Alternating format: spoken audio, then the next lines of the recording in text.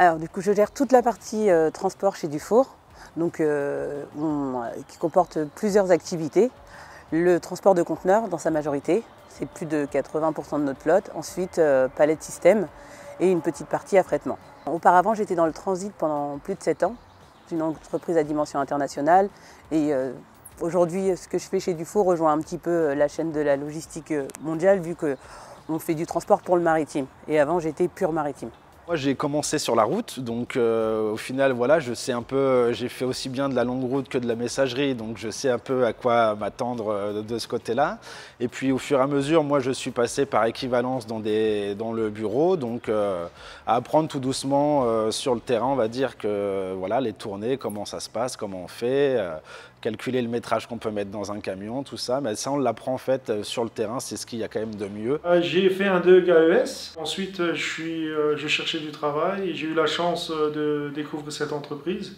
C'est une entreprise familiale et ensuite j'ai pu évoluer, j'ai commencé en tant que cariste et aujourd'hui je gère la partie Industry Solutions sur Rheinfelden en Allemagne. C'est vrai que lorsque j'ai intégré le service ressources humaines au sein de la société Groupe Châtel, j'étais jeune, j'avais 20 ans et c'est vrai que je ne me rendais pas forcément compte que dans une entreprise de transport et logistique, toute la facette des fonctions support, car au sein du groupe, on a vraiment toutes les facettes et toutes les possibilités au niveau emploi, que ce soit au niveau de la comptabilité, l'exploitation, la facturation, le commercial, enfin service commercial, mais également les ressources humaines. Nous, on souhaite recruter des femmes justement pour avoir un peu cette mixité au sein de l'entreprise. Le gros problème, en fait, c'est qu'elles-mêmes, elles ont des préjugés sur ce métier.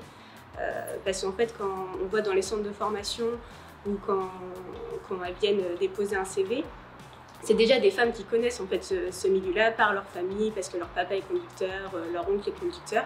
Et en fait, c'est là où on doit faire un travail, les entreprises, les centres de formation ou les organismes type Pôle emploi ou autres, c'est justement de communiquer pour donner envie à ces femmes de rentrer dans ce secteur. C'est vrai qu'on se retrouve dans un métier qui est au départ un métier d'homme, et au fur et à mesure, on se rend compte que nos interlocuteurs sont devenus souvent des interlocutrices. Et c'est pas une mauvaise chose.